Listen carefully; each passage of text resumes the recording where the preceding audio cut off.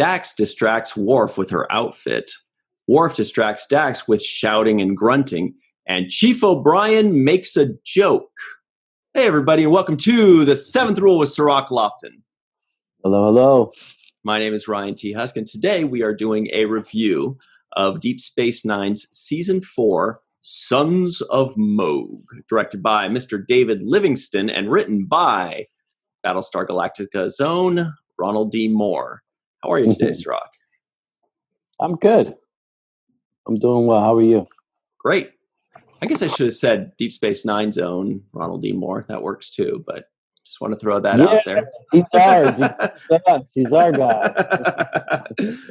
guy. So very quickly, we do want to point out something really cool sent to us by Spitfire Labs. It is this awesome thing here. Check this out. It's really, really, really cool. We can talk a little bit more about it in a moment. But look at this. It's even got the Klingon. Good golly, it's amazing. That's really nice. Yeah, really good. You think you could beam that over here so I can take a look at it? Yeah, hang on a second. Let me beam it over. Okay, put it on the transporter pad. All right. There it is. Energize. There it is. Really nice. Yeah. Look, it just wow, would you look at? Holy moly. Look at the detail, ladies and gentlemen. I mean, that thing is, that's as good as it gets right there. Yeah. Look at that detail. So I was going to talk about it more a little bit later, but you know what? Let's hit it up right now. So real quick, we are going to review Sons of Mogh with Tony Todd, the amazing Tony Todd. Lots of great Klingon stuff. But let's talk about this really quickly because I did notice something. There's this part right here. And I realized what this was literally just when I watched this episode. It is the design that Worf has on his sash. I don't know if you can see it. Oh, yeah, actually, there it is. See, it's that thing. Let me get that out of the way. Yeah, see? And I just saw that when I was watching this episode. I was like, wait a second. I recognize that from the plaque that Spitfire Labs sent me. I should have known that maybe, but I only just now realized it when I watched this episode earlier today. Let me give you. This thing is just so great. I mean, it's literally just gorgeous. Unbelievable. So our good buddies at Spitfire Labs sent us this. Look at all the detail. While Cirroc shows you that, I will give you a quick description of it so you know what the heck we are talking about. Let me pull it up. Okay, so it's the Klingon Special Edition Cherry, laser engraved on approximately 11.5 inches by 17.5 inches cherry hardwood. On the board, there is the inscription of long live the Empire and for the honor and glory and the blood splatter of your enemies, of course. The Klingon letters are outlined with 1/8 of an inch walnut with cherry inlay and red textured paper in the background. The Klingon emblem has an outline and circle made from cherry with a walnut inlay and the same textured red paper. The design itself is meant to mimic a bird of prey warship. The walnut edition is the opposite. The House of Mogh and House of Core emblems are CNC'd out of the 1/2-inch solid cherry wood. God, this is awesome. I didn't realize there was so much. Yeah, there's so much more. The Kalis batleth is made from steel cut with a water jet and wrapped in a faux leather strap. It is not sharp to touch, but the pointed ends can cause damage or harm, so please be careful. It is held in place with magnets and can come off and on with ease when removing the batleth. Please lift the bottom up to prevent scratches to the artwork. The batleth is not a toy. Please keep away from children. The batch will be limited to 25 after they sell out online. The only way to get them is to grab one of the select few that have been put off to the side for conventions only, and allow 2 to 3 weeks for shipping. Now, there is one other thing I do want to mention about this, because if you guys want to get it, you can get a special deal from us. You can get a 15% off discount code on all the large boards, just like exactly what you saw here. But that's all the large boards, not just the Klingon ones. There's a ton of really cool ones. 15% off. Just use the discount code 7th Rule 15. That's 7THRULE 15. 15. So what we'll do is we will include the link in the description box below. We will include the code in the description box below. So after you watch this, go to the link, click on it, use the code, and get 15% off, anything like that. The detail is unbelievable. I want to talk about this for much longer, but you guys are probably like already going to get it, and want us to talk about the Sons of Mogh. So let's do that. let's go ahead and do that. Yeah, but just, the quality of the wood, you can just see the quality of the wood. Cherry, obviously they're using cherry and walnut, so they're doing like as high end of wood you can possibly use, right? Yeah. And it just feels so heavy and feels so, the prop department used to make plaques for us every year. No way, I didn't know that. Yeah, they would, all the guys making the constructions and the set designers would make plaques every year for us, and there were these wooden plaques with engravings on them, much similar to what I'm holding in my hand.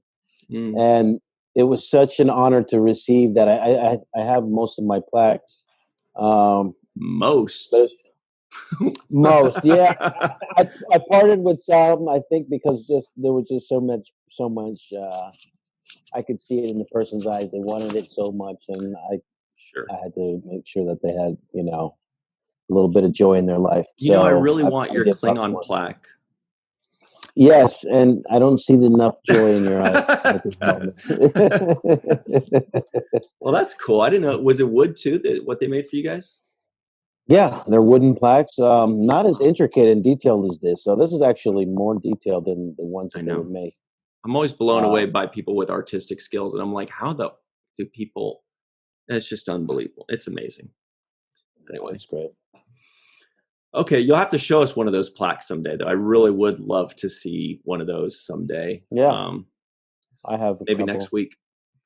So this episode here, we thought it'd be the perfect episode to talk about it because Worf is pouting throughout the entire episode, and we get to see old Jake Sisko being his brother.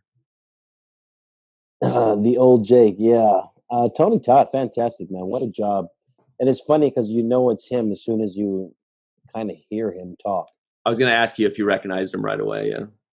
Yeah, as soon as I was like, Tony Todd, voice unmistakable. That was the yeah, totally.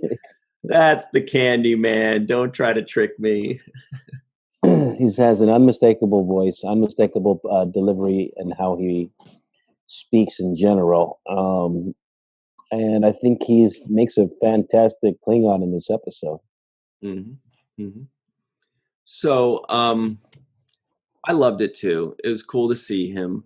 We have seen him before in The Next Generation, if I remember correctly. But for you or for anybody just watching Deep Space Nine, this is our first time seeing him.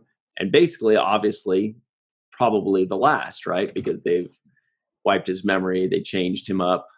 But it was a good one. And we get to see the Batleth and the Mechleth and the little discussion there. There's definitely some flirtation between Dax and Worf, right? You're noticing that, right? Oh yeah, that was clear in this episode. I mean, unmistakable. That you can see that it's about to go down. She's talking about what's his about to go down. The two of them getting involved is about to go down. I can see it. Because she relates to him so much. I think he's so adamant about his Klingon ways, and she relates to that. Where whether it's like these battle fighting scenes, and she can kind of empathize with what the traditions are, with the customs, like they talked about in this one, the Maktabar. And she knew what that was. I mean, so the fact that she understands the culture, I think, just lets me know that this is a no-brainer. I usually try to write stuff down, but when the Klingons say stuff, I'm like, I'm just gonna, I don't know. He said, blah, blah. She said, blah, blah. We get it. And I was like, I wanted to kind of write it down, but I was like, my autocorrect is gonna, if I put on my computer, my autocorrect is gonna go nuts. And I'm gonna be like, what did I put down there? You know, already it autocorrects Worf to Word, W-O. That's a fun thing, actually. We should have one day where I just go over all of the things that my autocorrect. So Worf is always Word, W-O-R-D. Kern is forever Turn, T-U-R-N. Bashir is always Basher. You know? So there's certain things where it's like when I see them in my notes, I just know who it is because it always changes. It doesn't like learn and say, oh, he's typed in Bashir 50 times. Maybe I'll keep it to Bashir this time. Nope, every single time it's Basher. So now I have to type like Julian. And for O'Brien, I don't remember what it calls him, but I just put Chief. And Odo turns to Odd. O-D-D. Well, my name turns into Citrus when I try to text somebody. Really? So, I'm like, what's up? It's Citrus. And they're like, Citrus? They're like, ooh, you sound juicy. I'm like, no, I am. No, Cirroc. That's my autocorrect. That's awesome. Yeah, but so I know a little bit about the autocorrect thing. I have actually seen when I typed in Cirroc, it did change to Citrus, but it also has changed to Cirroc with one R. And I don't know why. I don't think that is the vodka brand. Does the vodka brand only have one R? The vodka has one R, yeah. Okay, then maybe that's why. Yeah, it might be that. But yet it recognizes the vodka, you know? Oh, and Garrick. It changes Garrick to Gary. So I'm like, oh, he sounds like a sweetie. You know, it's like Gary is insidious. So that's. Yeah, it looks like Galron went hard on the Moghs. He did go hard on the Moghs, the House of Mogh. They were really what? They were really. I didn't know that he was so. I don't know another way to say it. How do I say it? I didn't know he was so, you know, mean to them. Yeah, he was very mean to them. He stripped his family, of the land and their title, and you really get to see a lot about how the actions of Worf trickled down on this character, right? All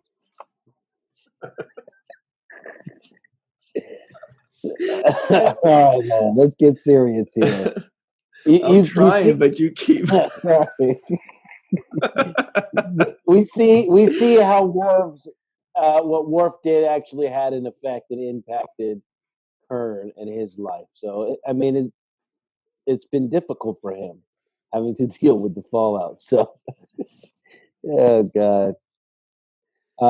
But that's what I felt. That's what I really took away from this. Is like, how what we do in life, what we think only affects us, actually affects other people too, especially in a culture like this. Right. I totally agree with your point that I only half heard because I couldn't stop laughing like a 7-year-old.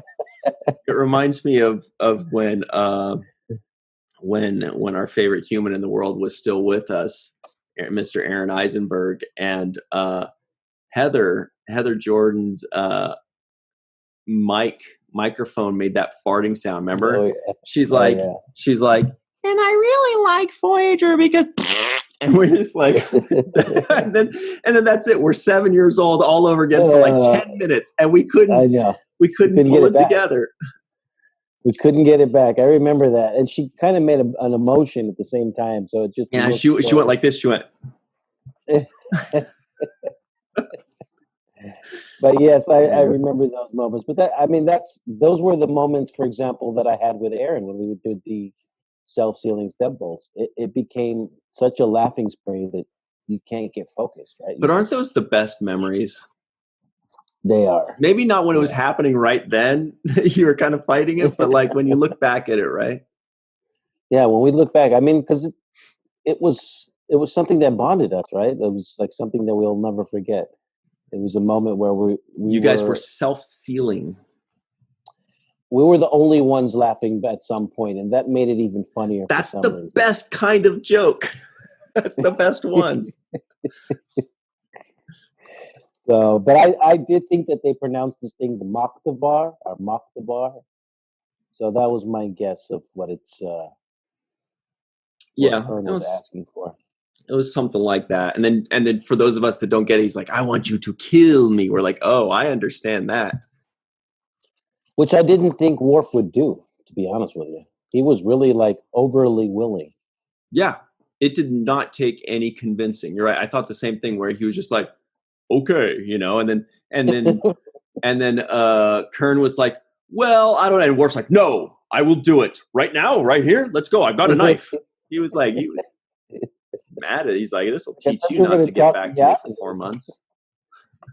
Yeah, I came here for you to talk me out of this, and you're like, "I will hurry up and make your wishes."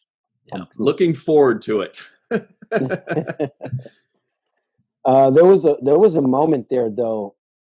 I really loved Odo's performance in this one too. There was some things where I thought he really nailed moments, and one of those moments. Yeah, I'm going to guess, but I won't say. You tell me. I'll tell you if I got it right.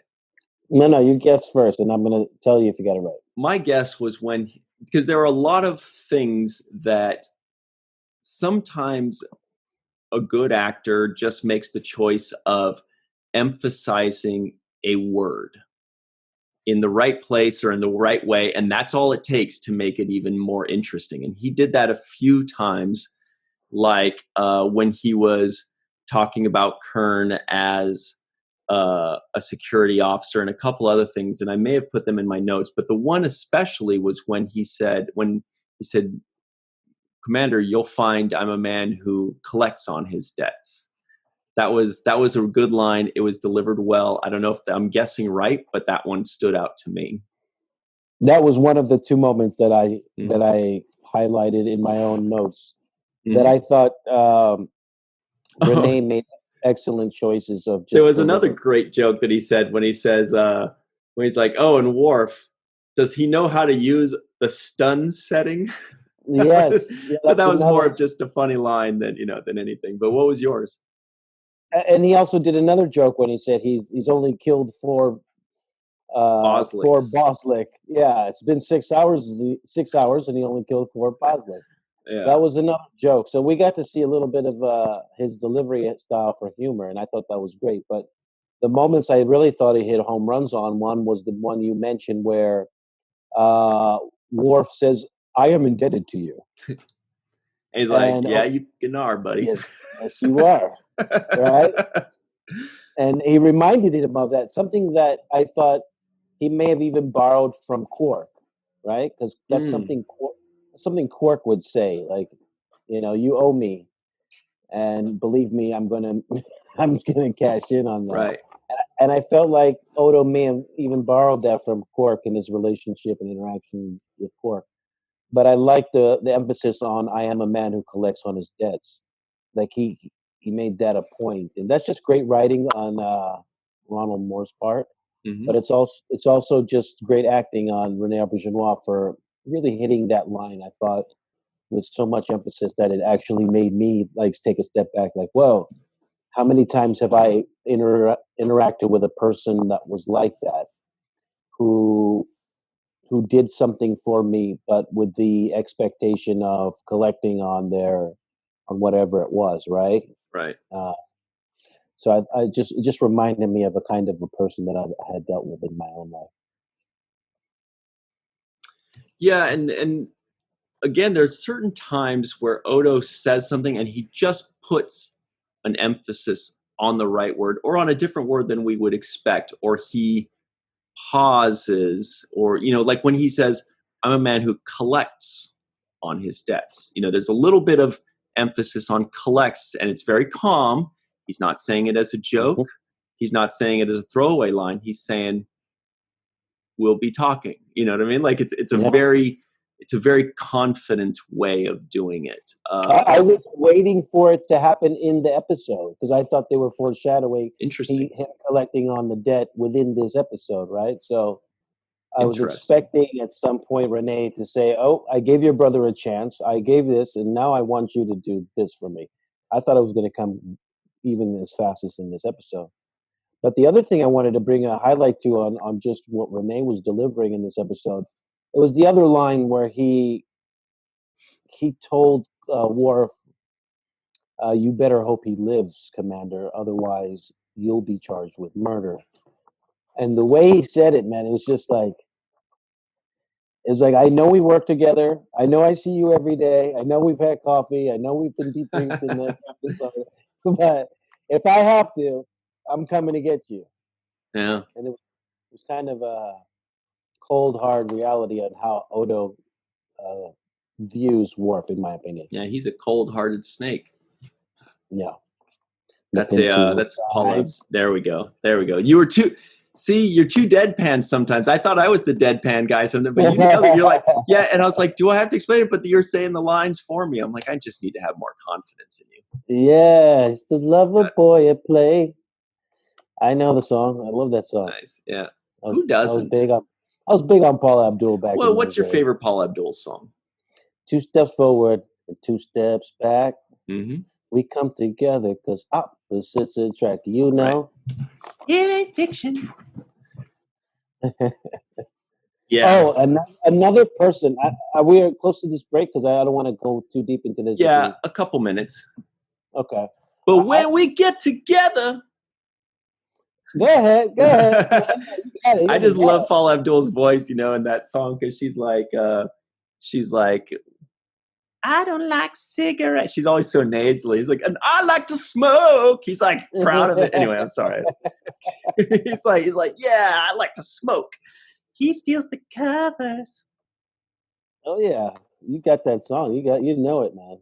I just know the hook. Really, that's about it. What were you saying? Sorry. No, I was actually saying something about another performance I thought was really good with Sisko in this episode. Right. Okay. Well, then you're right. That's a bigger discussion. We have the break in just a minute. Yeah, so I want to get into that. Yeah. So we will have a good break. We're going to make a lot of Paula Abdul references. We won't shy away from them. We'll just say them straight up. Am I right? And straight up now, tell me, gonna be you and me together. And speaking of which, I do also want to talk about Kira and O'Brien on the other side because they were really good. At first, they were on the Federation runabout Yukon, which I thought was really cool because that's actually a runabout that has a lot of history. The full name was the Yukon Touch This. That's the wrong person. From Fremont, California, ladies and gentlemen. Don't hurt them. Anyway. All right. Well, let's just take our break. Let's clean ourselves up. And we're going to talk about Sisko's awesome performance and much more. Stick around on The Seventh Rule.